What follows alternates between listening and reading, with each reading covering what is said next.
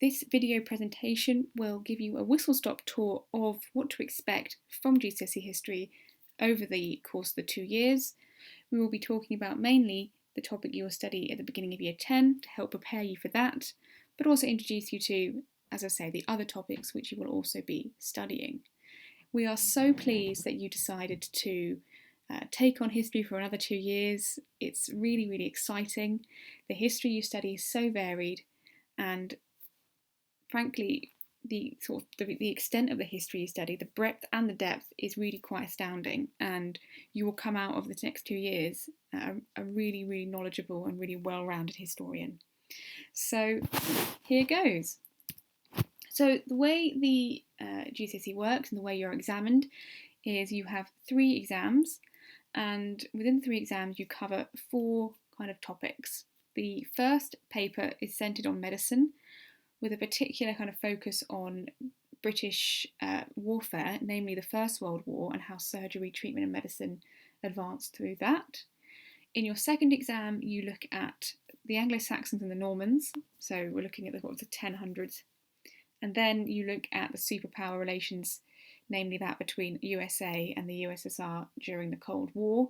I know you must think right now, goodness me, I'm covering thousands of years of history in that paper, but it will all make sense when you reach it, when you study it. And finally, paper 3 is the final exam, whereby you look at Weimar and Nazi Germany. So you look at Germany from the end of the First World War to the beginning of the Second. So that's the overview of how GCSE history looks, and today I will be focusing mainly on the first paper because this is the topic and the content that you'll be studying at the beginning of year 10. So the way in which we teach this medicine unit is through time periods. We look at the developments of medicine in 4 key time periods. The medieval period, which is about 1250 to about 1500, the Renaissance period, which covers 1500 to 1800, the industrial period, 1800 to 1900, and then the modern period, which is 1900 to the present day. And with each of these time periods, you will look at key inventions, key discoveries, key people, all these key events in each period to work out how medicine advanced and progressed through time. How did the understanding of the causes of disease change, and who was doing the actual healing, for example. That is how we teach it through these different time periods. So maybe it would be worth familiarising yourself with these different time periods, like what key events happened in each of them, to perhaps explain why medicine progressed or didn't, what were the main beliefs in each period. Have a think about what do you know about these 4 periods of history and how could they have affected medicine. And as I was just alluding to, crucially, you'll be looking at how understanding has changed, how the causes, treatment and prevention of disease has changed, how approaches to public health has changed, who the healers were, so who was the doctors, the physicians, the midwives, the nurses, when did they all come to be and why? Crucially, this exam is all about comparing and contrasting different time periods and the different levels of medicine and the sort of advancement of medicine at different times. So why was it better or worse in one time period compared to another? And it's really interesting to see how actually lots of the developments in medicine are relatively recent,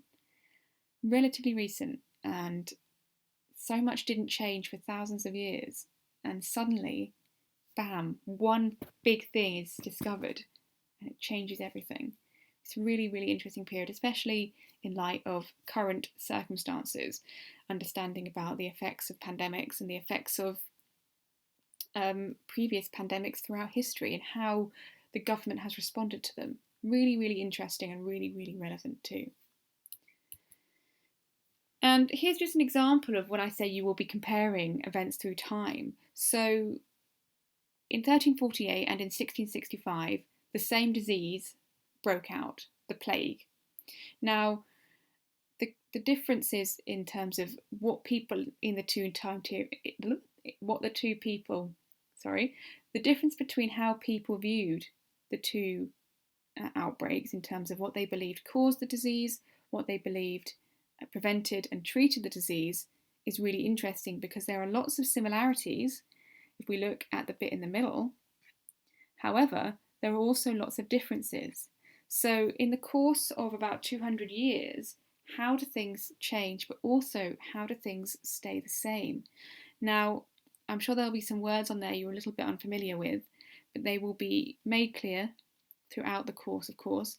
But by all means, have some research, do some research into some of these and find out what is miasma, for example, what is flagellation, and try and sort of get a grasp of beliefs, ideas, and how many of them were persistent for years and years and years, and ones that perhaps didn't persist for as long, and why. But crucially, the course is also centred on the people behind the discoveries, the people behind the inventions, the people behind the groundbreaking discoveries that transformed the history of medicine forever. Now, again, you may have heard of some of these people. I'm sure you may have heard of Nightingale, for example.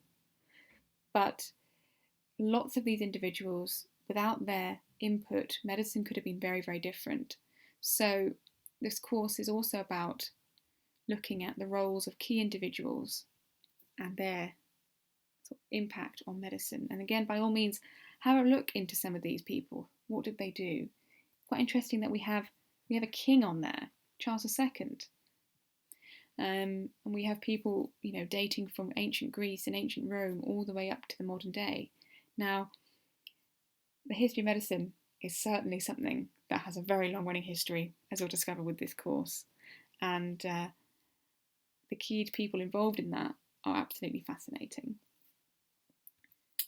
Now, as I said to you, there's also a kind of special case study in this course where you look at the First World War, where you will look at how this particular war advanced the history of medicine, where you will look at how treatment of disease and injury developed, how surgery developed, how weaponry, the new types of warfare like guns and bombs and gas affected the body, and overall how the war contributed to an advance in medicine, because it did transform understanding about blood and blood transfusions, brain surgery, shell shock and mental illness. This war was absolutely pivotal in advancing medicine and pushing medicine on. And although this war was horrific for many reasons, in terms of the history of medicine, it was very, very groundbreaking and transformative. So you will be looking at, as I say, how doctors and surgeons responded to this war and how medicine actually really changed for the better as a result. And here you've got examples of plastic surgery, and you've got the use of ambulances, just to name a few really. But overall, Year 9, this is just, as I say, a sort of introduction to what you'll be studying at the beginning of Year 10 to help you prepare. We have prepared a summer pack which contains key words, key dates, key individuals, all about medicine to get you up to speed. But I would also recommend you conducting your own research into individuals I've talked about, events, discoveries, etc., to help you further your own knowledge in preparation for GCSE. Any questions, let any of us know, contact your class teacher. But in the meantime, we hope you really enjoy it and, have fun learning this great new history.